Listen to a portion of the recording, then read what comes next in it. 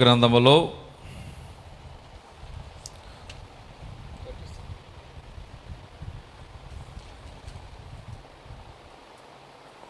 నెహెమ్యా గ్రంథము 9వ అధ్యాయము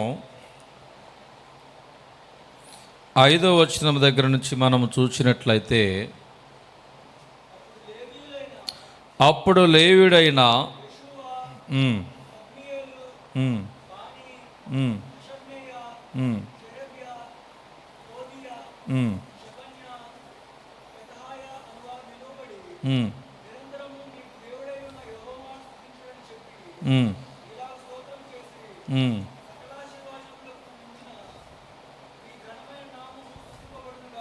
దేవుడి నామానికి మహిమ కలుగును గాక.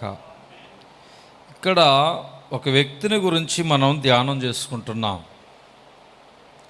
ఆ యొక్క వ్యక్తి పేరు ఏమిటంటే నెహెమ్యా. నెహెమ్యా అనే వ్యక్తి భక్తి పన్ను గురించి ధ్యానం చేస్తున్నాం. నెహెమ్యా అనే మాటకి అర్థం ఏమిటంటే ఆదరించువాడు, సమకూర్చువాడని అర్థం అనేది వస్తుంది. ఈయన పారసీక రాజు దగ్గర, అషస్తా రాజు దగ్గర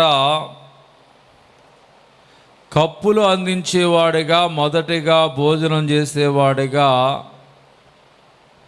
ఉన్నతమైన స్థితిలోనే రాజుగారి దగ్గర ఉన్నాడు. ఎవరంటే నెహెమ్యా అనేటువంటి భక్తిపరుడు. ఆయన 4 నెలల పాటు ఉపవాసం ఉన్నాడు. ఎన్ని నెలల పాటట? రమారమి 4 నెలల పాటు.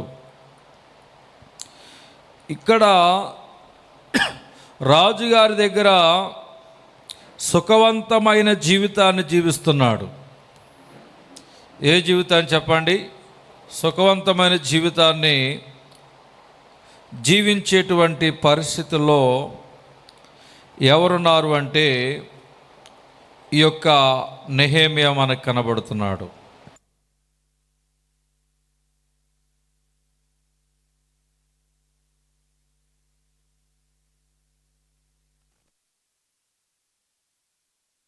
దేవుడు ఆయనకి ఉన్నతమైన స్థితిని, అధికారిగా దేవుడు భూలోకములో ఆయన నిలబెట్టి ఉన్నాడు. అలాగనే దేవుని బిడ్డలైన వారలారా, గవర్నర్ స్థాయిలో ఉన్నట్లుగా చరిత్రను బట్టి మనకి అర్థమవుతూ ఉంది. రాజుగారి దగ్గర ఉండి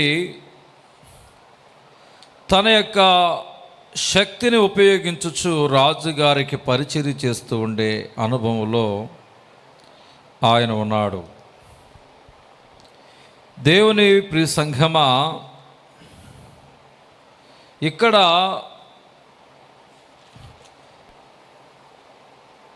ఇద్దరు వ్యక్తులు యెరూషలేము ప్రార్థనా మందిరాన్ని కట్టడము జరిగింది. ఒక వ్యక్తి పేరు ఏమిటంటే జెరుబ్బాయేలు, రెండో వ్యక్తి పేరు ఏమిటంటే ఎజ్రా. నాయకత్వంలో మందిరము కట్టబడి కొన్ని పనులు మధ్యలో ఆగిపోయాయి. చుట్టూ ప్రాకారములు అనేవి సంపూర్ణముగా సిద్ధము కాలేదు. కానీ అక్కడ ఉన్న ప్రాంతము, మందిరానికి పెట్టబడిన పేరు యెరూషలేము ప్రార్థనా మందిరము. ఈ యొక్క యెరూషలేము ప్రార్థనా మందిరం జెరుబ్బాయేలు నాయకత్వాన, ఎజ్రా నాయకత్వములో అక్కడ మందిరం అనేది కట్టించబడి, కొన్ని పనులు ముగించబడి, కొన్ని పనులు ముగించబడలేదు.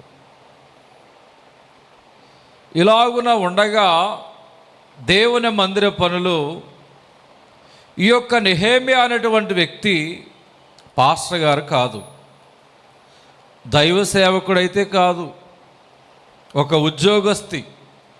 ఉద్యోగస్తుడు. ఎవరండి? నెహెమ్యా.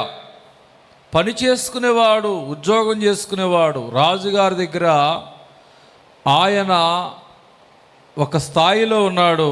ముందుగా రాజుగారికి భోజనం పెడితే ముందుగా ఆయన తిన్న తర్వాత ఆయన ఆరోగ్యంగా ఉంటే అప్పుడు రాజుగారికి ఆహారాన్ని పెట్టేవాళ్ళు. అలా ఆహారాన్ని తినడానికి ఆ నెహెమ్యా ఉద్యోగంలో ఉన్నాడు. ఒక దినాన దేవుని బిడ్డలైనటువంటి వారులారా, నెహెమ్యా అక్కడ ఉన్నాడు. ఎక్కడంటే అర్తహషస్త రాజు దగ్గర ఆ యొక్క పనిపాటులను జరిగించుచున్నవాడిగా, తన యొక్క ఉద్యోగములను జరిగించుచున్నవాడిగా ఉన్నాడు. నెహెమ్యాకు ముందు పరిస్థితులు ఎలాగున్నాయంటే, నెహెమ్యా గ్రంథము 1వ అధ్యాయం 3వ వచనములో చూస్తే ఆయన ఉద్యోగానికి వెళ్ళి ఆయన అక్కడ ఉద్యోగం చేసుకుంటున్నాడు. ఇశ్రాయేలు ప్రజలు నెహెమ్యా ప్రజలు ఒకటే, వారు చెరపట్టబడిన వారిగా ఉన్నారు. బంధించబడి బంధకాలలో ఉన్నారు ఆయన ప్రజలైన వారు. ఈయన పారసీక దేశములో అర్తహషస్త దగ్గర నివాసం ఉంటున్నాడు. కానీ తన ప్రజలైన వారందరూ ఎలా ఉన్నారు? చెరపట్టబడిన వారిగా ఉన్నారు.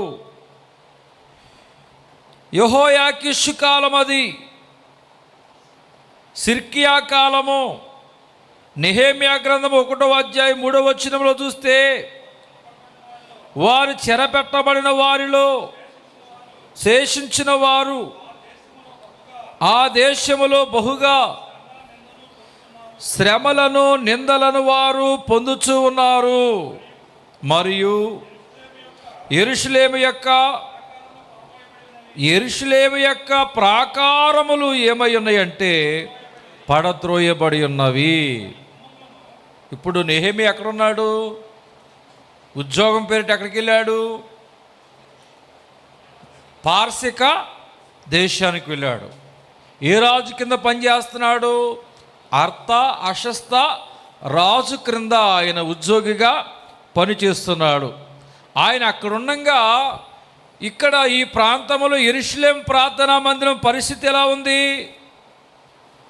2వ దినవృత్తాంతాలు 36:19. 2వ దినవృత్తాంతములు 36వ అధ్యాయము 19వ వచనం.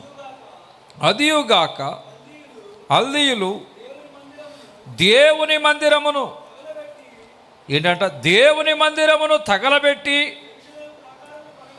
యెరూషలేము యొక్క ప్రాకారములను పడగొట్టి దాని యొక్క నగరాలన్నిటినీ కాల్చివేసిరి. దానిలోని ప్రశస్తములైన వస్తువులన్నిటిని బొత్తిగా పాడు చేసిరి. ఎంతో కష్టపడి మందిరాన్ని కట్టుకుంటే ఎవరి నాయకత్వాన?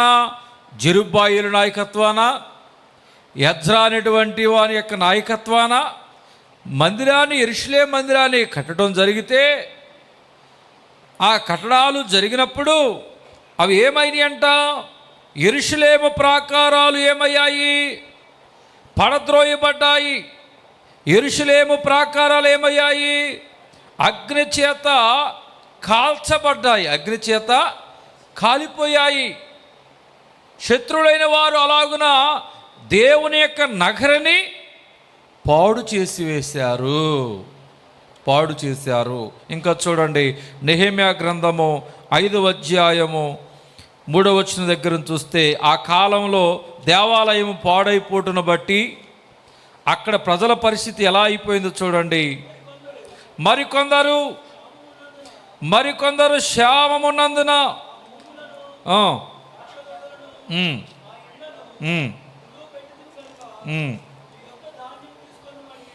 మరికొందరు క్షామమున్నందున మా భూములను, ద్రాక్ష తోటలను, మా ఇండ్లను కుదువ పెట్టితిమి గనక మీ యొద్ద ధాన్యము తీసుకుందుమనిరి. దేవుని స్తోత్రం. ఇక్కడ దేవాలయమును పాడు చేశారు. దేవాలయం పాడైపోయాక అక్కడ పరిస్థితులు, దేవుని బిడ్డల పరిస్థితి ఎలా వెళ్ళిపోయిందంటే క్షామములోనికి వెళ్ళబడింది. వారి యొక్క భూములు ఏమైపోతున్నాయి చెప్పండి? అమ్ముడైపోతున్నాయి. ఏమైపోతున్నాయి చెప్పండి? వారు సంపాదించుకున్న భూములన్నీ అమ్ముడైపోతున్నాయి. క్షామము నిమిత్తము అమ్మివేయటం జరుగుతుంది, కరువు నిమిత్తము. దేని స్తోత్రం. 2 దినవృత్తాంతములు 36వ అధ్యాయము 18వ వచనము చూస్తే, మరియు బబులోను రాజు దేవుని మందిరపు ఉపకరణములన్నిటినీ, యెహోవా మందిరపు నిధులలోనిదేమి, రాజు నిధులలోనిదేమి, అధిపతుల నిధులలోదేమి దొరికిన ద్రవ్యమంతయు బబులోనుకు తీసుకుని పోయెను. ఇక్కడ దోచుకొనబడినదిగా ఉంది దేవుని మందిరమును, దానిలో ఉన్న ఉపకరణములను, రాజ్యం యొక్క నిధిని, సొమ్ముని బబులోను రాజు ఏం చేశాడు? వాటి అంతటిని కూడా కొల్లగొట్టుకుని పోయాడు.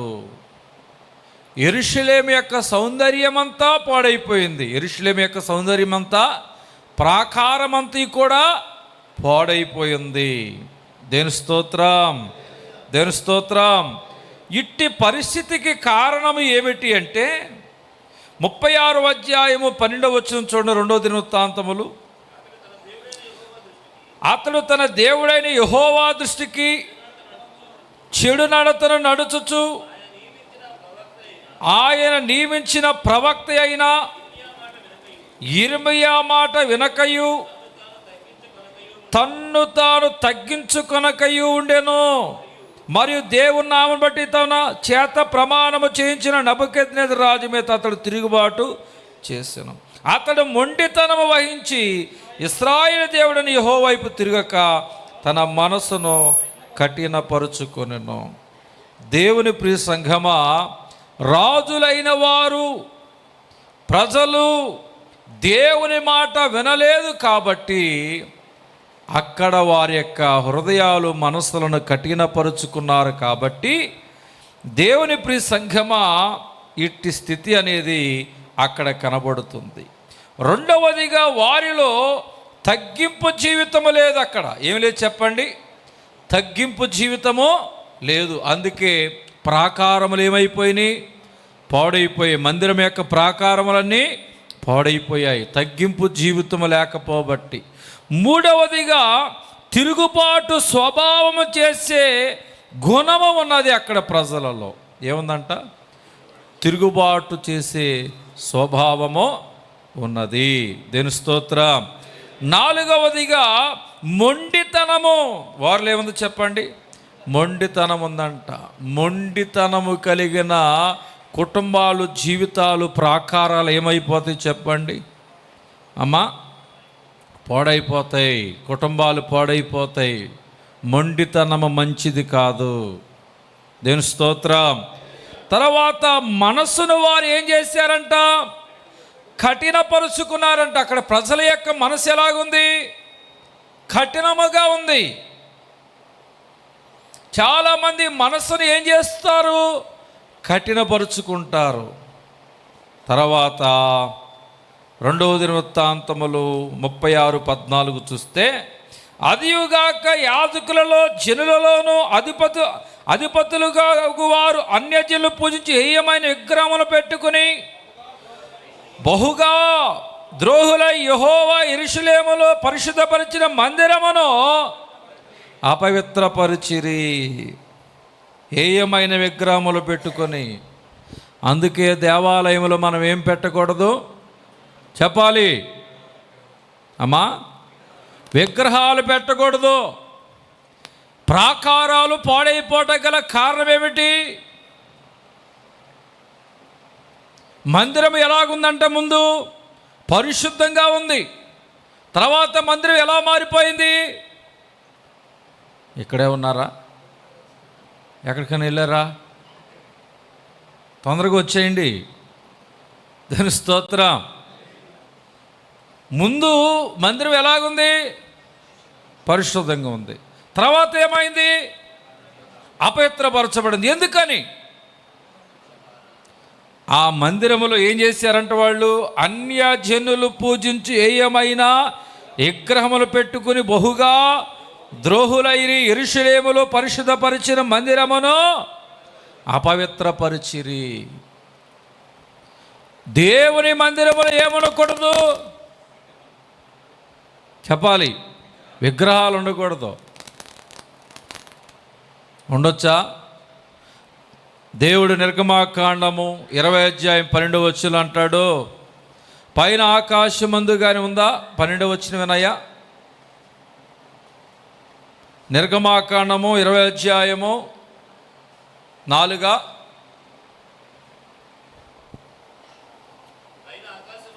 ఎన్నో వచ్చునే 4 పైన ఆకాశం ఉంది కానీ క్రింద భూమి ఎందు కానీ భూమి క్రింద నేల ఎందు కానీ ఉండు దేని రూపమునకైనను అమ్మా అనయ విగ్రహమునైనను నువ్వు చేసుకోకూడదు, వాటికి నువ్వు సాగిలి పడకూడదు, వాటిని నువ్వు పూజింపకూడదు. ఏలయనగా నీ దేవుడగు యెహోవానగు నేను. దేన్నైనా కానీ క్షమిస్తాడు కానీ దేవుడు విగ్రహారాధన దేవుడు క్షమించడు. దేవుని స్తోత్రం. దేవుని బిడ్డలైన వారులారా, పామర్తి సాంబశివరావు తాతయ్య గారు చాలా కాలం దేవుడి యొక్క బొమ్మను తీసుకొచ్చి గుళ్ళో పెట్టాలని ఆ యొక్క బొమ్మ కోసం ధనమును చాలా సమకూర్చుకుని జాగ్రత్తగా సొమ్ముని దేవుని యొక్క విగ్రహాన్ని కొనుక్కొచ్చి అక్కడ మందిరం ఎదురుగా పెట్టారు మొక్కుకొని. దేవుని స్తోత్రం. దేవుని మీద ఉన్న అపారమైన విశ్వాసం, నమ్మిక, ప్రేమ, దాన్ని బట్టి ఆ విగ్రహాన్ని తీసుకొచ్చి ఏం చేశారంటే మందిరం ఎదురుగా పెట్టారు. ఇక మేము నుంచుంటా ఇట్లా నుంచునే వాళ్ళం, రోడ్డు పక్కన గుడి కదా, వెళ్ళేవాళ్ళు అంటూ ఉండేవాళ్ళు. మేమేం చేసేవాళ్ళం, అక్కడ ఎదురుగా నుంచునే వాళ్ళం రోడ్డు మీద. ఇది ఎట్లా ఉండేది చెప్పండి? ఫ్లయింగ్ కిస్లు ఇస్తూ ఉండేవాళ్ళు. అక్కడేమో దేవుడు ఉండేవాడు, అవతలేమో ప్రజలు ఉండేవాళ్ళు, మధ్యలో మేము ఉండేవాళ్ళం. దేవుని స్తోత్రం. ఇక వెళ్ళిపోతూ ముద్దులు ముద్దులు పెట్టుకునేవాళ్ళు రోడ్డు మీదే. ఏదైనా పని అయిపోతే దండలేసేవాళ్ళు, బొక్కబార్లుగా పడుకుని దండం పెట్టేవాళ్ళు. ఇక ఆ విగ్రహాన్ని ఇట్లా కౌగులించుకునేవాళ్ళు, సాంబ్రాంపులలో పెట్టేవాళ్ళు, కవ్వొత్తులు పెట్టేవాళ్ళు. పండగ వచ్చిందంటే కవ్వొత్తులన్నీ తీసుకొచ్చి యేసు ప్రభువు వారికి అంటించేసేవాళ్ళం. చుట్టూ మంట మండిపోయేదన్నమాట. దేవుని స్తోత్రం. హల్లెలూయా. చేతుల మీద పెట్టేవాళ్ళు కొంతమంది, గుర్తుందా మీకు? యేసు ప్రభువు వారి యొక్క చేతులు ఇలా ఉండేవి కదా, ఈ చేతుల మీద పెట్టేవాళ్ళు, ఈ చేతుల మీద పెట్టేవాళ్ళు, కాళ్ళ మీద పెట్టేవాళ్ళు, ఎక్కడ పడితే అక్కడ పెట్టేసేవాళ్ళు. ఏంటి చెప్పండి? కవ్వొత్తులు.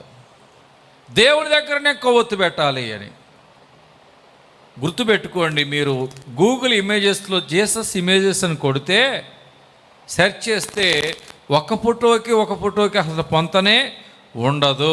ఊహా చిత్రమో. ఒక మనిషి బైబిల్లో చెప్పబడిన ఆధారాలను బట్టి కొన్ని కూడీకరించి ఇలా ఉంటాడు, జుట్టు ఇలా ఉంటుంది, ముఖం ఇలా ఉంటుంది అని ఆలోచించి ఒక బొమ్మను సిద్ధపరిచాడు. దేవుని స్తోత్రం. హల్లెలూయా.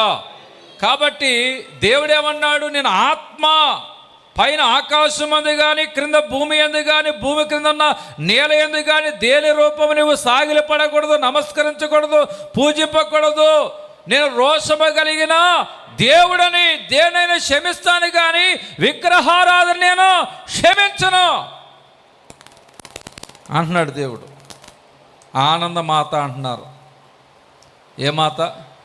ఆనందమాత, ఆరోగ్యమాత, ఇంకా అయ్యా వేలంగని మాత, ఇంకా సంతోషి మాత, ఇంకా మరియమ్మ గారికి ఎన్ని పేర్లు పెట్టాలో అన్ని పేర్లు పెట్టేస్తున్నారు. దేవుని స్తోత్రం. హల్లెలూయా. కాబట్టి విగ్రహారాధన దేవుడు చేయొద్దన్నాడు. అది పాపం.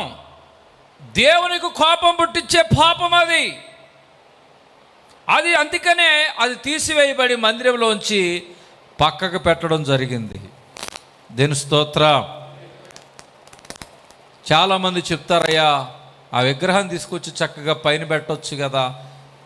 చాలామంది చాలా రకాలుగా పెడుతున్నారు. వాళ్ళకంటే మనము గొప్పవారం కాదు కదా, వాళ్ళు ఏమీ తెలివి తక్కువై పెట్టలేదు కదా అంటే, ఎవరికైనా ఎప్పటికైనా ఒకటే గుర్తుపెట్టుకోండి, మనకి ఈ పరిశుద్ధ గ్రంథం గీటురాయ్. అమెరికాలో ప్రవక్త చెప్పినా, ఇండియాలో ప్రవక్త చెప్పినా, టీవీ స్పీకర్ చెప్పినా, ఎవరు చెప్పినా మనకు ఆధారం ఏంటి చెప్పండి? వాక్యమే. అక్కడెక్కడ గుళ్ళో పెట్టారు, ఇక్కడెక్కడ గుళ్ళో పెట్టారని కాదు, వాక్యం ఏం చెప్తుంది. అందుకనే యెరూషలేము ప్రాకారం ఏమైందంటే పాడైపోయింది, మందిరము అపవిత్ర పరచబడింది. ఇప్పుడు విగ్రహాలవి. ఇప్పుడు మన విగ్రహాలు ఏంటి? దేవుని పక్కన పెట్టి వ్యవసాయం ఒక విగ్రహం, వ్యాపారం ఒక విగ్రహం, ఉద్యోగం ఒక విగ్రహం, భార్య ఒక విగ్రహం, లోకం ఒక విగ్రహం, పనిపాటలు ఒక విగ్రహం. ఎస్కేల్ గారి భార్య అంట ఎంతో అందంగా ఉండేదంటండి. ఇక పద్దాక దేవుని సేవ చేయటం ఆయన భార్య అంక చూస్తే పనిలో ఉండేవాడంట. ఎవరో? ఎస్కేల్ ప్రవక్త. దేవుని స్తోత్రం. ఇక ఆ భార్యని విగ్రహంగా పెట్టుకున్నాడంటండి. ఎస్కేల్ ఒక దెబ్బ కొట్టి నేను తీసి పాడేస్తున్నాడంట దేవుడు. తన భార్య ఒక దెబ్బకి దేవుడు తీసి అవతల పడేసాడు. దేవుని కంటే అతి మిక్కిలిగా నువ్వు ఏది ప్రేమించినా అది విగ్రహారాధనే. కాబట్టి ఆ అన్యమైన విగ్రహాలు మన జీవితంలో ఉంచుకో. కొంతమందికి ఇల్లు ఒక విగ్రహారాధన. ఇల్లు ఏంటి చెప్పండి? ఒక విగ్రహం. ఎక్కడికి వెళ్ళా కానీ నా ఇంట్లోకి వెళ్ళిపోవాలి, ఎక్కడికి వెళ్ళా కానీ నేను చేలోకి వెళ్ళిపోవాలి. మొక్కజొన్న చేలు కానీ ఏదైనా మిరప తోటలు కానీ పెట్టారనుకోండి, రోజుకు 3-4 సార్లు వెళ్తారు చేలోకి. ఎందుకంటే రోజుకో రకంగా ఉంటుంది. కొంతమందికి ఆడపిల్లల విగ్రహం, కొంతమందికి మగపిల్లల విగ్రహం. అలాగే విగ్రహాలుగా పెట్టేసుకుంటున్నాం. దేవుని కంటే అతిమిక్కులుగా ఏది ప్రేమించినా కానీ అది ఏమిటి చెప్పండి? విగ్రహారాధన. ఎంత ఎక్కువగా ప్రేమిస్తామో అంత తొందరగా మనకు దూరం అయిపోతారు. హల్లెలూయా, హల్లెలూయా. కాబట్టి అపవిత్రపరచబడింది. 2 దినవృత్తాంతాలు 36:16 చూసినట్లయితే, వారు దేవుని దూతలను ఎగతాళి చేయొచ్చు, ఆయన వాక్యములను తృణీకరించు, ఆయన ప్రవక్తలను హింసించురాగా నివారింప సఖ్యము కాకుండా యెహోవా కోపము ఆయన జనుల మీదకు వచ్చెను. దేవుని సేవ చేసేటువంటి వారిని అవహేళన చేసేవారంట, తృణీకరించేవారంట, హింసించేవారంట, ఎగతాళి చేసేవారంటండి. అందుకని అక్కడ ప్రాకారములు పాడైపోయి వారి జీవితాలు ఏమైపోయినాయి చెప్పండి? పాడైపోయినాయి. ఇశ్రాయేలు యొక్క ప్రజల జీవితాలు పాడైపోయినాయి. ఇక్కడ వాక్యమును వారు తృణీకరించారు. 36:21 చూడండి. అక్కడ ప్రజల జీవితం ఎలా అయిపోయిందంటే, యిర్మీయా ద్వారా పలకబడిన యెహోవా మాట నెరవేరుటకై విశ్రాంతి దినములను దేశము అనుభవించే వరకు ఇది సంభవించును. వారు విశ్రాంతి దినములను నిర్లక్ష్యం చేసేవాళ్ళంట. ఈ 3 రోజుల ఉపవాసాలు ద్వారా మనలో మార్పు రావాలి.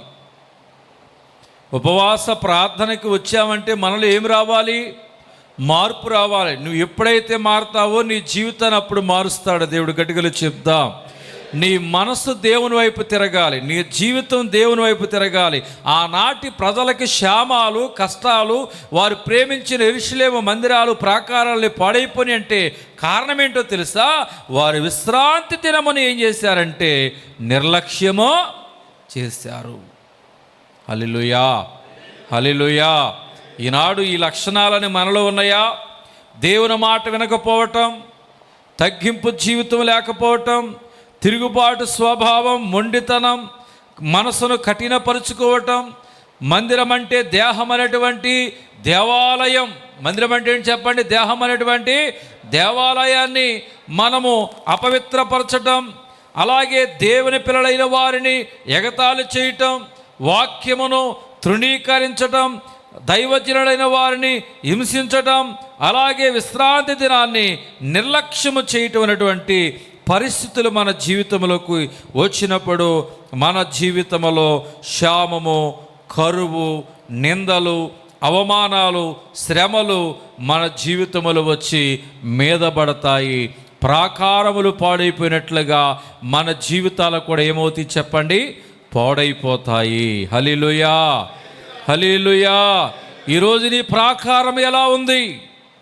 అనారోగ్యము చేత పాడైపోయింది నీ జీవితం. మందిరము పాడైపోయింది, ప్రాకారము లేని మందిరముగా మారిపోయింది. కాబట్టి దేవుని ప్రియ సంగమా, అప్పుల చేత, సమస్యల చేత, చిక్కుల చేత, ఇబ్బందుల చేత, అవస్థల చేత ఈ మందిరాలు పాడైపోయాయి. ప్రాకారము లేని మందిరాలు అయిపోయినాయి. ప్రాకారం ఉంటే మన ఇంటికి చుట్టూ, పొలానికి చుట్టూ కంచేస్తాం. వేస్తామా ఇవా? ఎందుకని? పొలములో పంట పాడవకూడదని, ఇంటిలోకి అన్నీ కూడా రాకూడదు, ఆ ఇల్లు శుభ్రంగా ఉండాలని ముందు ఇంటి చుట్టూ ఏం కడతాం? ప్రాకారమును కడతాం. దేని స్తోత్రం. ఇక్కడ ప్రాకారాల మందిరం యొక్క ప్రాకారములు పడిపోయాయి, కాలిపోయాయి, ధ్వంసమైపోయాయి, నాశనం అయిపోయాయి. అందరిక అదే పనిలో ఉంటూ, తింటూ, తిరుగుతూ, అమ్ముకుంటూ ఉన్నారు. కానీ నాకెందుకు వచ్చిందిలే అనుకుని తిరుగుతున్నారు ఎవరి మట్టుకు వాళ్ళు. హల్లెలూయా. రాజుగారి యొక్క విందులో పాలు పోయమంటే అందరూ నీళ్ళు పోసారంట. నాకెందుకు వచ్చిందిలే వాడు పాలు పోస్తాడు, నాకెందుకు వచ్చిందిలే వాడు పాలు పోస్తాడని అందరు తీసుకెళ్ళి ఏం పోసారంట? నీళ్ళు పోసారంట. ఒక్కడంటే ఒక్కడు పాలు పోసేవాళ్ళు లేడంట. అందుకని వారి జీవితాలు అలాగ ఉండిపోయినాయి. మార్పు లేని జీవితాలుగా పాడైపోయి పొలాలు అమ్ముకుని వారి జీవితాలు నాశనం అయిపోయాయి. ఈ ప్రాకారాలు పాడైపోయాయి, మందిరం పాడైపోయిన సంగతి ఎవరికి తెలిసింది? పారసీక దేశంలో ఉన్నటువంటి అర్త అశస్త రాజు దగ్గర పనిచేస్తున్నటువంటి నెహెమ్యాకు తెలిసిందంట. దేవుడన్నా, దేవుని మందిరం అన్నా, ఆయన ప్రజలన్నా ఆయనకి ఎంత ఇష్టం అంటే అంత ఇష్టం. దేవుని స్తోత్రం, హల్లెలూయా. దేవుని ప్రియ సంగమా, నెహెమ్యా గ్రంథం 1వ అధ్యాయము, నెహెమ్యా గ్రంథము 1వ అధ్యాయము 2వ వచనం దగ్గర నుంచి మనం చదువుకుంటే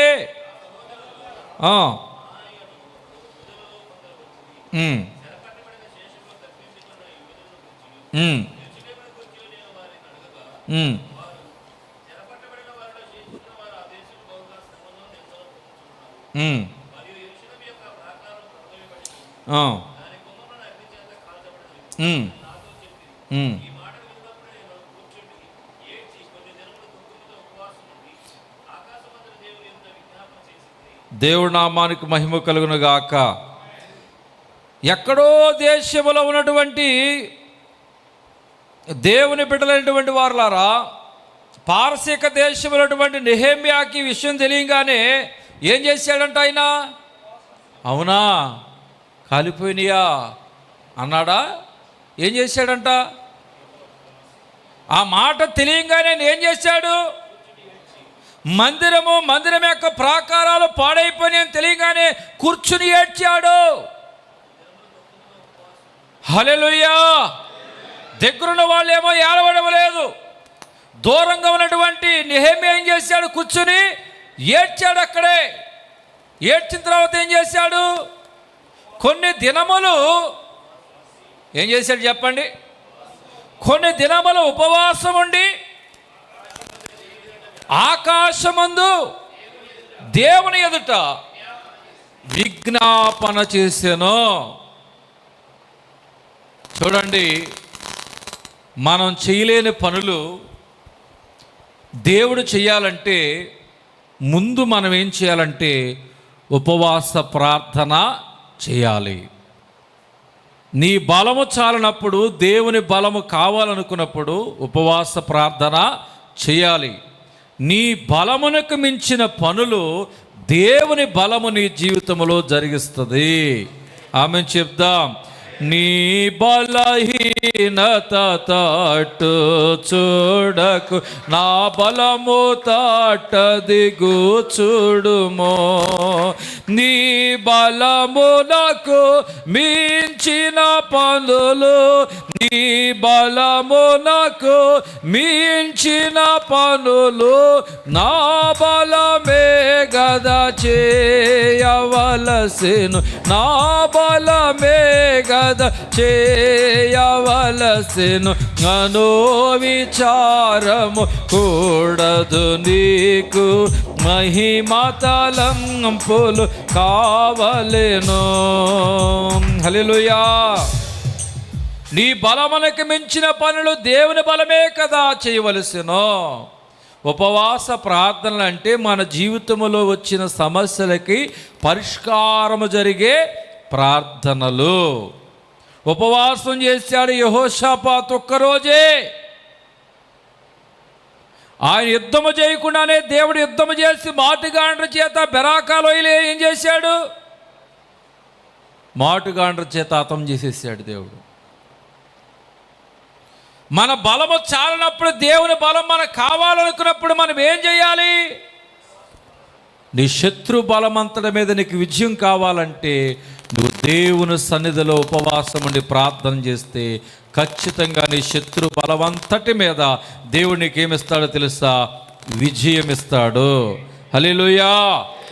నీవు జయించలేనిది, నీవు విజయము పొందలేని దాని మీద విజయము పొందాలంటే ఉపవాసం ఉండి ప్రార్థన చేయాలి. ఈ 3 రోజులు ఉపవాస ప్రార్థనే కాదు, నీ జీవితంలో ఎప్పుడు సమస్య వచ్చిందో అప్పుడు నువ్వేం చేయాలంటే ప్రత్యేకించుకుని ఎప్పుడు సమస్యను జయించాలనుకుంటావో ఆ సమస్యపై ఉపవాసం ఉండి ప్రార్థన చేయాలి. ఉపవాసం ఉండి ప్రార్థన చేయటం అంటే మొత్తం మానేసేసి చెట్ల కింద, టీవీల కింద దగ్గర, సెంటర్లో లేకపోతే అటు ఇటు తిరిగితే అది కాదు. చక్కగా దేవుని మందిరంలోకి వచ్చి దేవుని ఎదుట మనం ఏం చేయాలి?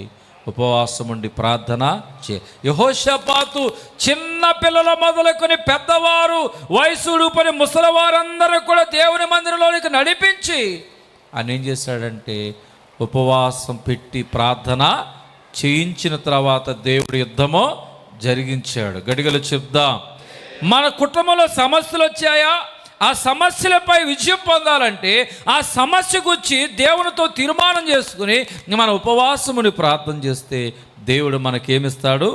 విజయం ఇస్తాడు. జయము రాకపూర్వంబే జయమును జనులకు జయమవును, స్తుతించు జనులకు జయమవును, స్మరించు జనులకు జయమవును, ప్రకటించు జనులకు జయమవును, కలవరించిన నీ బ్రతికే జయమెల్లా.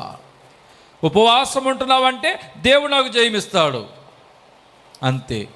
ఈ మాట ఎప్పుడైతే తెలుస్తుందో, అయ్యా ప్రాకారాలు, మందిరపు గుమ్మములు కాలిపోయాయి, మందిరమంతా పాడైపోయింది అనే వార్త తెలియగానే ఆయన ఏం చేశాడో తెలుసా? అక్కడ దైవజనులు ఏమైపోయారు, సంఘ పెద్దలు ఏమైపోయారు, అక్కడ ఊళ్ళో వారంతా ఏమైపోయారని అనలా. ఆ మాట తెలియటమే ఒక్కసారిగా కింద పడిపోయి ఏం చేశాడంట? ఏడ్చాడు. ఏడ్చిన తర్వాత ఆయన ఏం చేశాడు? ఉపవాసం ఉండి ఆకాశమందున్న దేవుని ఎదుట విజ్ఞాపన చేశాను. ఎట్లనగా, ఆకాశమందున దేవా యెహోవా, భయంకరుడైన గొప్ప దేవా, నిన్ను ప్రేమించి నీ ఆజ్ఞలు అనుసరించి నడుచువారిని కటాక్షించి వారితో నిబంధన స్థిరపరచువాడా, నీ చెవి ఎగ్గి నీ నేత్రములు తెరిచి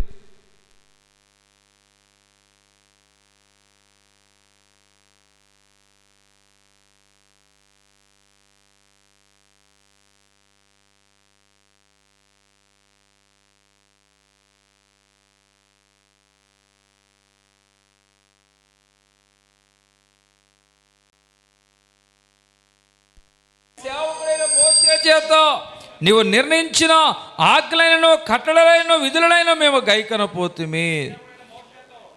దేవుడి నామానికి మహిమ కలుగును గాక. ఆయన పాపాలు ఒప్పుకుంటూ ఉపవాసం ఉండి ఇశ్రాయేలులందరి పాపాలు కూడా ఏం చేస్తున్నాడు? ఆయన ఒప్పుకుంటున్నాడు. దేవుని స్తోత్రం. దేవుని స్తోత్రం. ఉపవాసం ఉండి ఆయన ఏం చేశాడంటే ప్రార్థన చేశాడు. ప్రార్థన చేసిన తర్వాత గిన్నె అందించేవాడుగా ఉన్నాడు. ఆయన ఎలా ఉన్నాడు చెప్పండి? రాజుగారి గిన్నె అందించేవాడు ఉన్నాడు. ఎప్పుడు యాక్టివ్గా ఉండేవాడు నెహెమ్యా.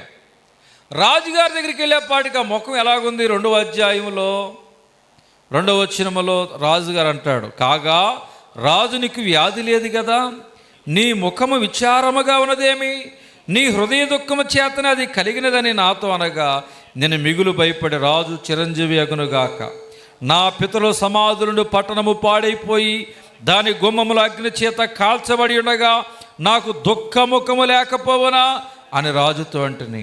అప్పుడు రాజు, ఏమి కావాలి నీకు, మనవ చేయించున్నానన్నాడు. నేను ఆకాశమందుల దేవునికి ప్రార్థన చేసి రాజుతో నీ సముఖమందు నీ దయ పొందిన ఎడల నా పితరుల సమాధులను పట్టణము తిరిగి కట్టినట్లుగా నన్ను యోధాదేశమునకు పంపుడని వేడుకొనుచున్నానని నేను మనవి చేసి తిని. దేని స్తోత్రం. రాజుగారిని అడిగితే రాజుగారు ఏం చేశారంటే అంగీకరించాడు. దానితో పాటు ఏం చేశాడు? 8వ వచనం, పట్టణ ప్రాకారమునకు మందిరముతో సంబంధించిన కోట గుమ్మములకును నేను ప్రవేశింపబో ఇంటికి నీ దోలములు మ్రానులు ఇచ్చినట్లుగా రాజుగారి అడవులను కాయు ఆసాపునకు ఒక తాకితు నీయుడని అడిగి తిని. అలాగూ నాకు తోడుగా ఉండి నాకు కృప చూచున్న నా దేవుని కరుణాస్తము కొలది రాజు నా మనవి ఆలకించను. ఉపవాసం ఉండి ప్రార్థన చేస్తే ఎవరు సహాయం చేయటానికి పూనుకున్నారు చెప్పాలి? ఆ నెహెమ్యా యొక్క ప్రవర్తన బట్టి, నెహెమ్యా యొక్క జీవితాన్ని బట్టి రాజు యొక్క ఇష్టాన్ని చూడండి. నెహెమ్యా ఇష్టాన్ని రాజుగారు ఏం చేశాడంటే నెరవేర్చినట్లుగా మనం చూస్తున్నాం. హల్లెలూయా. ఆయన ప్రవర్తన అంత చక్కగా ఉంది. నెహెమ్యా ప్రవర్తన అంత చక్కగా ఉంది. నెహెమ్యా ప్రవర్తన ఇష్టపడుతున్నాడు ఎవరు? రాజుగారు. ఇష్టపడినట్లుగా దేవుడు చేశాడు. నెహెమ్యా అడిగిన వాటన్నిటినీ రాజుగారు ఏం చేశాడు? అంగీకరించాడు. దోలాలు కావాలి, కర్రలు కావాలి, ఏమంటే కమ్మిలు కావాలి అని రాజుగారు చెప్తే తాకీదుని చూడటం జరిగింది. అవన్నీ పట్టుకున్నాడు. ఈ నెహెమ్యా ఏం చేశాడో తెలుసా? సాహసించి 1350 కిలోమీటర్లు 1350 కిలోమీటర్ల దూరం 4 నెలలు కొండల్లోనూ ఎడారిలోనూ ఆయన ప్రయాణం చేసి దేవుని బిడ్డలైన వారులారా ఆ యొక్క తన స్వజనాంగానికి దగ్గరికి బయలుదేరి వచ్చాడు. దేవుని స్తోత్రం, దేవుని స్తోత్రం. కాబట్టి దేవుని ప్రియ సంగమా వచ్చిన దగ్గర నుంచి ఆయన పని ఆరంభించాడు. ఆ యొక్క ఇశ్రాయేలు జనాంగానికి, అదే దేవుని జనాంగానికి ఇక మేలు చేయాలి, అలాగుననే ఆ యొక్క కట్టడాలని కట్టాలి అని చెప్పి దేవుని బిడ్డలైనటువంటి వారులారా ఈయన ఎంతగానో దేవుని మందిరాన్ని ప్రేమించిన వ్యక్తి అయి ఉండి మొదటగా ఆయన ఏం చేశాడంటే చూడండి, నెహెమ్యా గ్రంథం 1వ అధ్యాయము 9వ వచనం. అయితే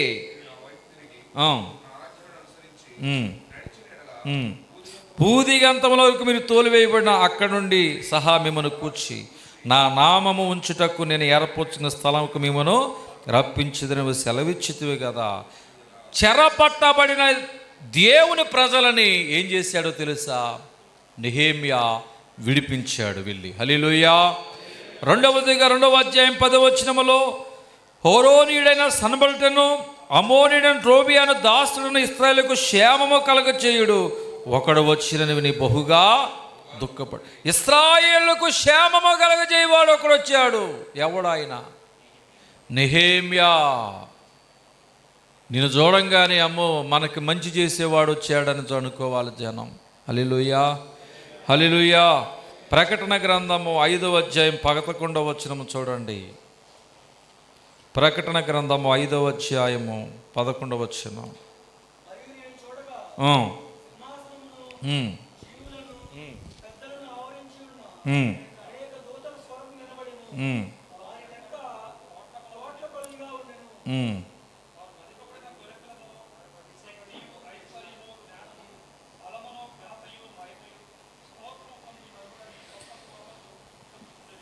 దేవుని నామానికి మహిమ కలుగును గాక. దేవుని ప్రియ సంగమా, రిఫరెన్స్ అది కాదు, సరే నేను సమయం అవుతుంది కాబట్టి ఇక్కడ గమనించినట్లయితే నెహెమ్యా ఇశ్రాయేలుకి ఏం చేసేవాడిగా మారాడు? ఇప్పుడు వచ్చిన కాంచి క్షేమమును కలగచేవాడిగా మారాడు. నెహెమ్యా గ్రంథము 7వ అధ్యాయం 5వ వచనములో చూసినట్లయితే, నెహెమ్యా గ్రంథం 7వ అధ్యాయము 5వ వచనం, జనసంఖ్య చేయనట్లు నా దేవుడు నా హృదయములో తలంపు పుట్టింపగా ప్రధానులను, అధికారులను, జనులను నేను సమకూర్చి తిని. మూడవదిగా ఏం చేశాడు? వచ్చిన కాంచి ఒక్కడ వెళ్ళిపోవటం మొదలుపెట్ల. జనులైన వారిని, అధికారులైన వారిని ఏం చేయడం మొదలుపెట్టాడు? దేవుని పని చేయడానికి చెప్పాలి సమకూర్చడం మొదలుపెట్టాడు. గట్టిగా చెప్దాం హల్లెలూయా. నీవు నేను కూడా దేవుని కొరకు లోకములో ఒక నెహెమ్యాలాగా జనులను సమకూర్చాలి. దేవుని కొరకు పెద్దలైన వారిని, దేవుని కొరకు అధికారులైన వారిని ఏం చేయాలంటే సమకూర్చాలి. నెహెమ్యా అనే మాటకి అర్థం ఏమిటంటే ఆదరించువాడు. రెండవదిగా పేరు సమకూర్చువాడు. ఏం పేరు చెప్పండి? పేరుకు తగ్గట్లుగా జనులు సమకూర్చేవాడు, పేరుకు తగ్గట్లుగా అధికారులు సమకూర్చాడు. అలాగున సమకూరుస్తూ ఉన్నాడు. దేవుని స్తోత్రం. అలాగుననే నెహెమ్యా గ్రంథం 5వ అధ్యాయము 19వ వచనంలో చూస్తే, నా దేవా, ఈ జనులకు నేను చేసిన సకలమైన ఉపకారమును బట్టి నాకు మేలు కలిగినట్లుగా నన్ను దృష్టించుము. ఆయన ఏం చేయడం మొదలుపెట్టాడు? జనులందరికీ కూడా మేలు కలిగినట్లుగా ఉపకారములు చేయటం మొదలుపెట్టాడంట. హల్లెలూయా. నెహెమ్యా ప్రజలకు ఏం చేయడం మొదలుపెట్టాడు? ఉపకారాలు చేయటం మొదలుపెట్టాడు. దేవుని స్తోత్రం, దేవుని స్తోత్రం. కాబట్టి నెహెమ్యా ఆదరించేవాడిగా ఉన్నాడు. ఈ నెహెమ్యా సమకూర్చేవాడిగా ఉన్నాడు. ఈ నెహెమ్యా సాహసించేవాడిగా ఉన్నాడు. ఈ నెహెమ్యా క్షేమం కలగజేసేవాడిగా ఉన్నాడు. ఈ నెహెమ్యా జనులైన వారికి ఉపకారము చేసేవాడిగా ఉన్నాడు. ఈ నెహెమ్యా ఎలా ఉన్నాడు? 8వ అధ్యాయము 18వ వచనము గనక చూచినట్లయితే, ఇదియుగాక మొదటి దినము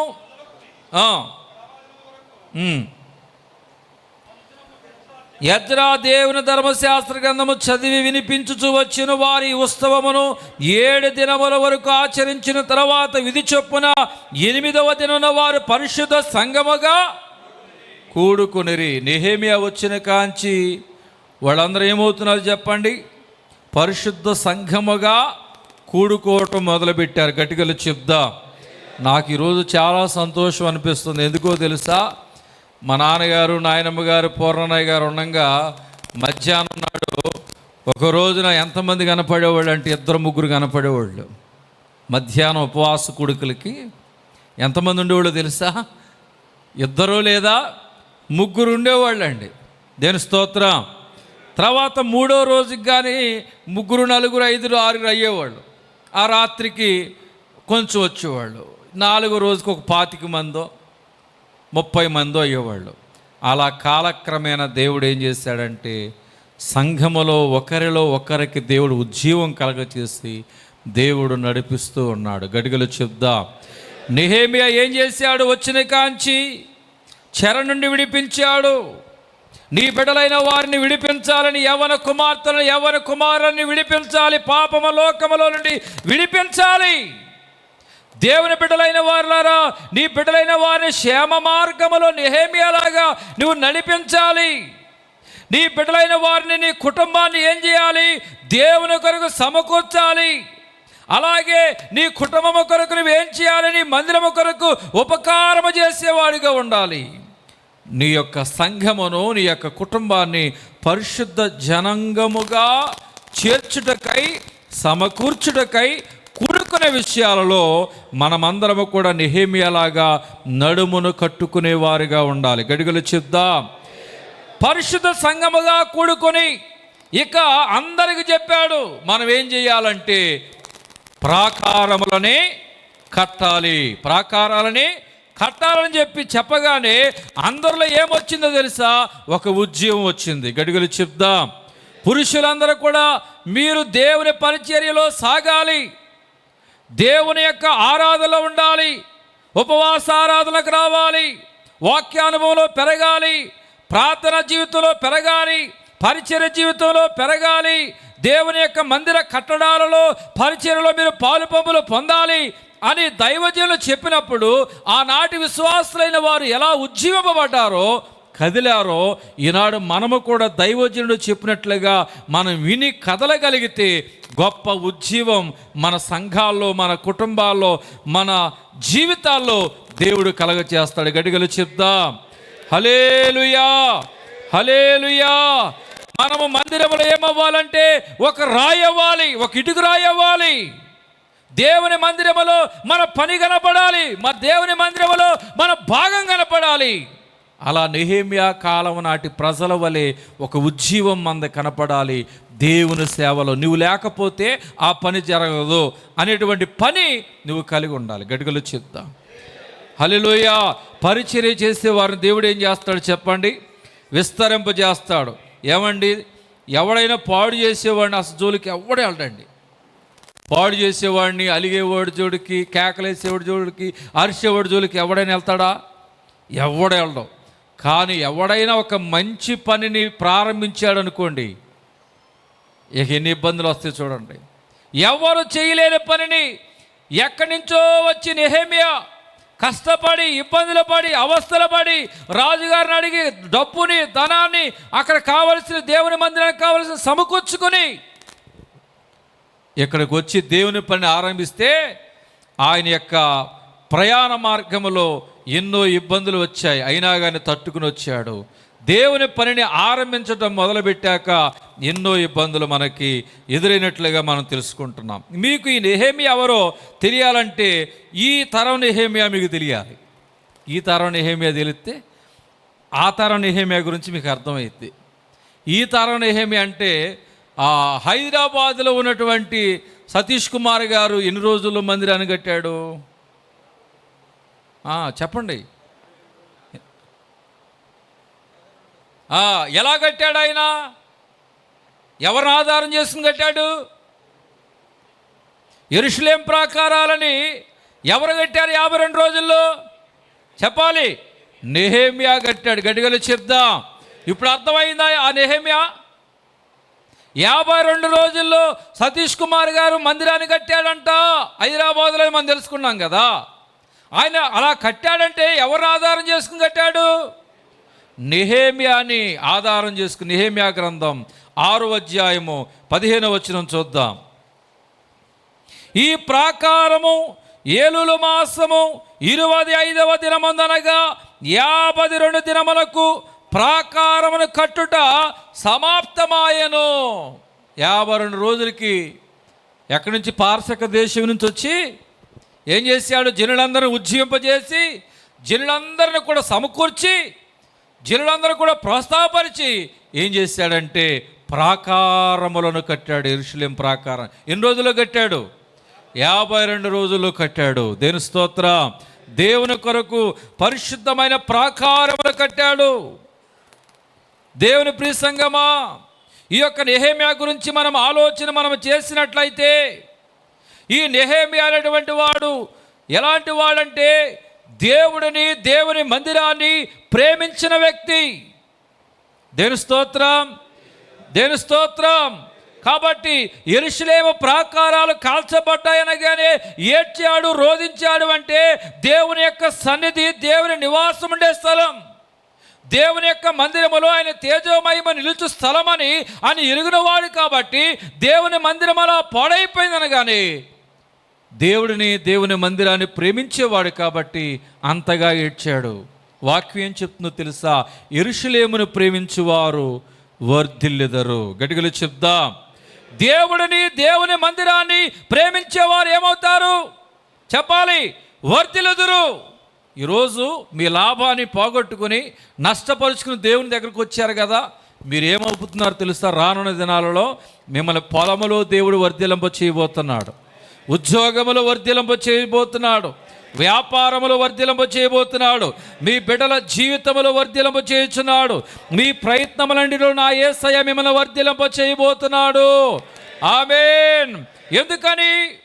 యెరూషలేమును ప్రేమించి వచ్చారు, దేవుని ప్రేమించి వచ్చారు, దేవుని మందిరాన్ని ప్రేమించి వచ్చి ఉన్నారు.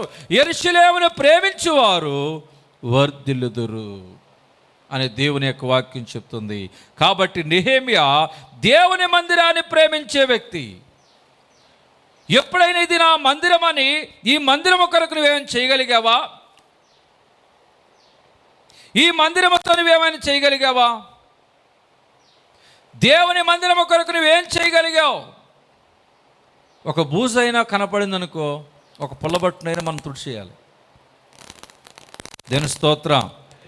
ఇది ఎవరి మందిరం? దేవుని మందిరం. సమస్త జనులకు ఇది ప్రార్థన మందిరం అనబడును. దేవుని స్తోత్రం. హల్లెలూయా.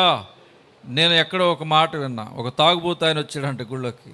ఎరా బాబు, గుళ్ళోకి చాలామంది ఆడవాళ్ళు ఉంటారు, మగవాళ్ళు ఉంటారు, వెళ్ళిపోరని ఆయన అంటే, అదేంటి అయ్యగారు, సమస్త జనులకు ఇది ఏమన్నాడు, ప్రార్థనా మందిరం అనబడును అన్నాడు అంట. దేవుని స్తోత్రం. తాగొచ్చి దుళ్ళుతాకి ఏమన్నాడు చెప్పండి? ఈ మధ్య తాగుబోతుడు కూడా ఏం తెలుసుకుంటున్నారు? వాక్యం తెలుసుకున్న వాళ్ళు కూడా మాట్లాడుతున్నారు. కాబట్టి దేవుని ప్రియ సంఘమా, దేవుని మందిరాన్ని పాడు చేస్తే దేవుడు వారిని పాడు చేస్తాడు. దేవుని మందిరాన్ని మనం ఏం చేయాలంటే కాపాడుకోవాలి. ఏం చేయాలి చెప్పండి? ఒకటి, కదలని మందిరాన్ని కాపాడుకోవాలి. రెండు, కదిలే మందిరాన్ని కూడా కాపాడుకోవాలి. ఈ దేవుని మందిరాన్ని ఎవరైనా పాడు చేసిన ఎడల వారిని నేను పాడు చేస్తానన్నాడు. నెహెమ్యాలో ఉన్న రెండో లక్షణము చూసినట్లయితే, ఆ నెహెమ్యా గ్రంథం 1:11 దేవుని యందు భయభక్తులు గలవాడు ఆయన. ఎలాంటి వాడు చెప్పండి? దేవుని యందు భయభక్తులు గలవాడు. కాబట్టి దేవుని యందు భయభక్తులు కలిగి ఉంటామంటే, సామెతల గ్రంథం 8:13 చెడుతనమును అసహించుకున్నటయే యెహోవా యందు భయభక్తులు కలిగి జీవించుటని వాక్యం చెప్తుంది. చెడుతనమును అసహించుకుని మరి ఈ యొక్క నెహెమ్యా ప్రార్థన చేసేవాడు, జీవించేవాడు. కాబట్టి హిజ్కియా కూడా ఎలాగూ ప్రార్థన చేస్తున్నాడు? దేవుని కొరకు పరిచర్య చేసి, దేవుని యందు భయభక్తులు కలిగి జీవించి, అయ్యా నీ సన్నిధిలో నేను ఎట్లు నడుచుకుంటానో కృపతో ఒకసారి జ్ఞాపకం చేసుకో. నేను యథార్థంగా నడిచాను, నీతిగా నడిచాను, సత్యంగా నడిచాను, నీకు అనుకూలంగా నడిచాను, ఒకసారి కృపతో నన్ను నీవు జ్ఞాపకము చేసుకోమని ఆయన ఏం చేస్తున్నాడంటే సవాలుకరమైన ప్రార్థన చేస్తున్నాడు. దేవుని యందు భయభక్తులు కలిగి జీవించడం బట్టి, అలాగూ దేవుని జీవితంలో ప్రయాణంలో ఉండగా అనారోగ్యం వచ్చింది.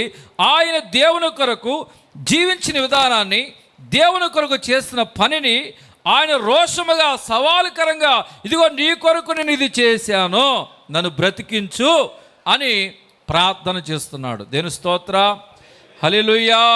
కాబట్టి దేవుని యందు మనము భయభక్తులు కలిగి ప్రయాణము చేసినట్లయితే, నెహెమ్యా గ్రంథం 6:16 అయితే మా శత్రువుల సంగతి వినినప్పుడు, మా చుట్టూ నుండి అన్యజనులందరూ జరిగిన పని చూచినప్పుడును వారు బహుగా అధైర్యపడిన ఏలయనగా ఈ పని మా దేవుని వలన జరిగినదని వారు తెలుసుకొనిరి. గట్టిగలు చెప్దాం.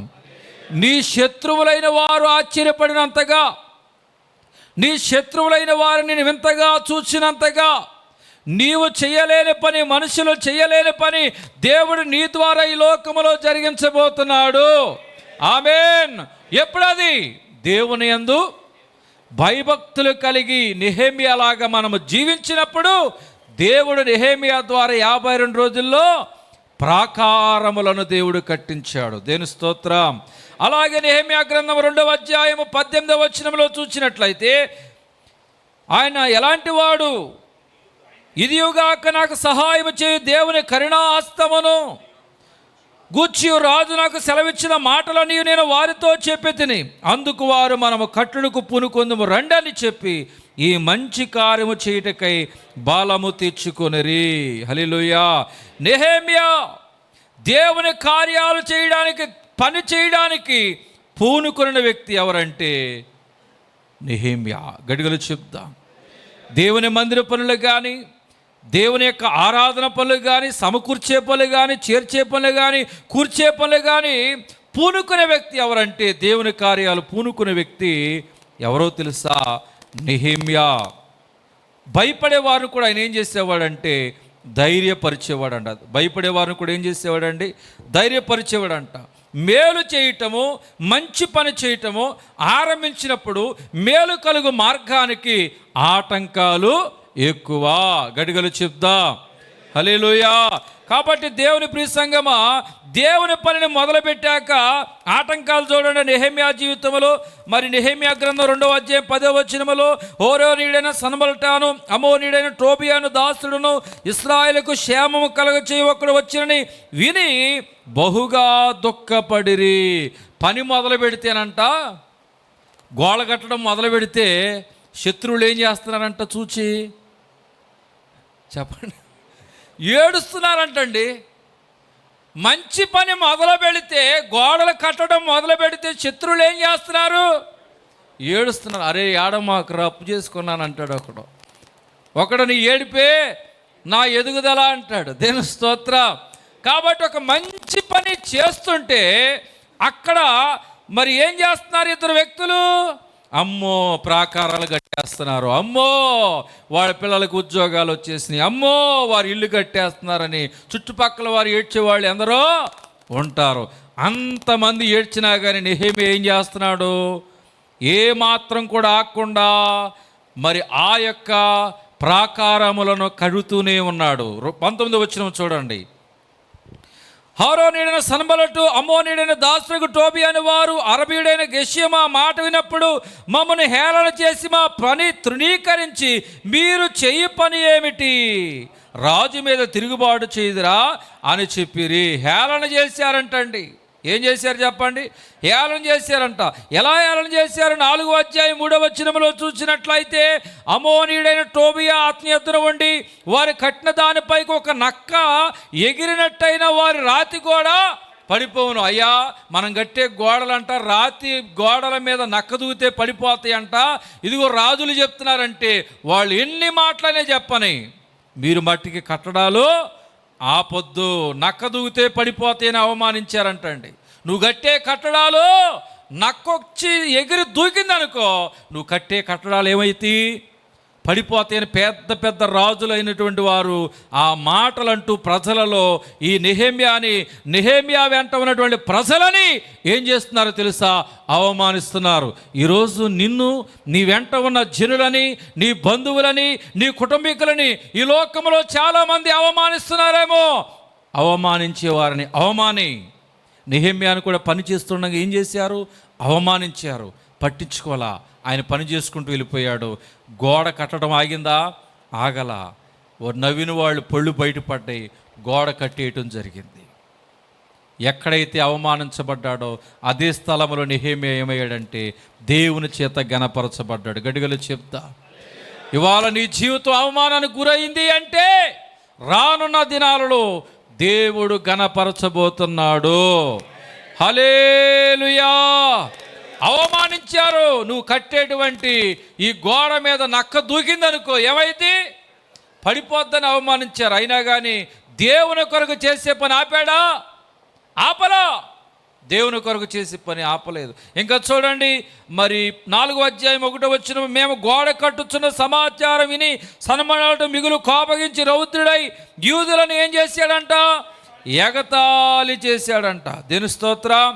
7వ వచనం చూసినట్లయితే, సన్బల్లటు, టోబియాల, అరబీల, అమోనీయులు, అశ్రులు గోడలు కట్టబడని బీటులన్నీ కప్పబడని వినినప్పుడు మిగులా కోపపడి గోడ కట్టిన సంగతి విని, అంతకుముందు ఏమన్నారు? నక్క దూగితే పడిపోతాయి అన్నారు. ఆ రాతి గోడలు రానున్న దినాలు ఎదిగిపోతున్నాయి. ఏమవుతున్నాయి చెప్పండి?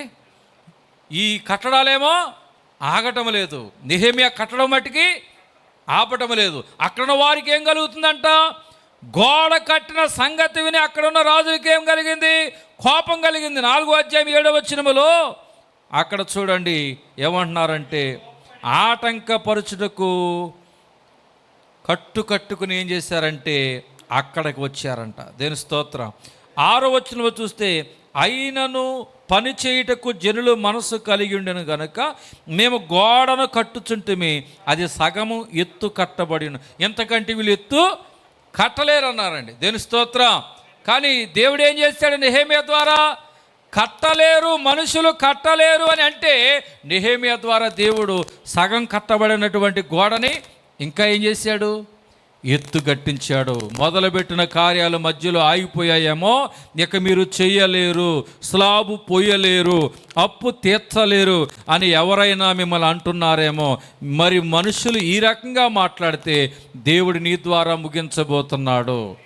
నెహెమ్యా ద్వారా గోడను కట్టించిన దేవుడు పూర్తిగా నీ ద్వారా నీ ఇంట్లో ఆగిపోయిన పనులన్నీ పూర్తి చేయించబోతున్నాడు.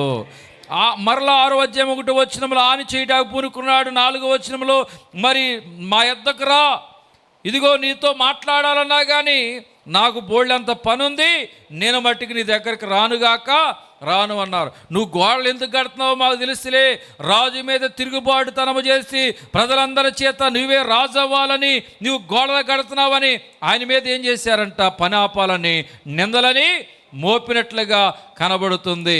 పని ఆపించుట కొరకు ఎన్ని ఆటంకాలు, ఆశలు చూపించినా కానీ ఆ ఆశలకి ఆశపడిన వాడిగా ఉన్నాడు. ఎవరు చెప్పండి? నెహెమ్యా. హల్లెలూయా, హల్లెలూయా. చెడ్డవాడు, ఇతడు పాడైపోయిన వాడిని లంచమిచ్చి అతను కొనేయాలని చూసినా కానీ ఏ లంచాలకు కూడా వంగనవాడిగా ఎవరున్నారంటే నెహెమ్యా ఉన్నాడు. దేవుని కార్యాలని ఆపాలని ఎన్నో రకాలుగా భయపెట్టినా కానీ భయపడని వాడిగా ఉన్నాడు. ఎవరో తెలుసా? నెహెమ్యా. ఒక మంచి పని దేవుని కొరకు చేస్తే దేవుడిని పక్షాన ఉంటాడు. 1 పేతురు 3వ అధ్యాయము 13వ వచనం గనక మనం చూడగలిగినట్లయితే, మీరు మంచి విషయములో ఆసక్తి గలవారైతే మీకు హాని చేయువాడు ఎవడు? దేవుని స్తోత్రం, దేవుని స్తోత్రం. కాబట్టి దేవుని ప్రియ సంఘమా, ఇక్కడ నెహెమ్యా దేవుని కార్యాలు పూనుకునేవాడు, నెహెమ్యా ప్రార్థన చేసేవాడు, నెహెమ్యా సాహసించేవాడు, నెహెమ్యా దేవుని తట్టు తిరిగినవాడు, నెహెమ్యా తన మనసు దేవుని తట్టు నిలిపిన వాడిగా ఉన్నాడు. కాబట్టి దేవుని మందిరము కొరకు పరిచయాలని పూనుకుంటున్న బట్టి లక్షల మందిలో ఒక్కడు దేవుడి పట్ల, దేవుని మందిరం పట్ల ప్రేమ కలిగి ఉండబట్టి లక్షల మందిలో నెహెమ్యాని ఏం చేశాడంటే చరిత్రలో నిలబెట్టాడు. గడిగలు చెప్దాం హల్లెలూయా. 52 రోజుల్లో దేవుని ప్రాకారాలని, మందిర ప్రాకారాలు కట్టినటువంటి పురుషుడిగా ఏమయ్యాడు? చరిత్రకెక్కాడు. దేవుని కొరకు నిలబడే ఆ ఒక్కడు నువ్వెందుకు కాకూడదు? దేవుని మందిరము కొరకు నిలబడేటువంటి ఆ వ్యక్తివి నువ్వు ఒక్కడు ఎందుకు కాకూడదు? దేవుని కొరకు నిలబడేటువంటి ఆ వ్యక్తి నువ్వెందుకు కాకూడదు? ఈరోజు నుంచి తీర్మానం చేసుకో. దేవుని పని చేయాలని ఒక హెచ్చరిక వచ్చింది అంటే ఆ పని చేయటానికి మొదట నెహెమ్యాలాగా నేను ఉండాలి అని నువ్వు తీర్మానము చేసుకుని సాహసించి ఒక అడుగు ముందుకు వేయగలిగితే బ్రతికినా చచ్చిపోయిన దేవుడి లోకములో చరిత్రలో ఎత్తైన స్థలములో నిన్ను నిలబెడతాడు. నన్ను గణపరచువారు నేను గణపరుస్తాను. దేవుని పని ఎవరైతే చేస్తారో దేవుడు వారి పని చేస్తాడు. దేవుని పరిచర్య చేసే వారి యొక్క సరిహద్దులను దేవుడు విశాలపరుస్తాడు. నెహెమ్యాను ఆశీర్వదించిన దేవుడు మిమ్మును కూడా ఆశీర్వదించునుగాక. ప్రార్థన.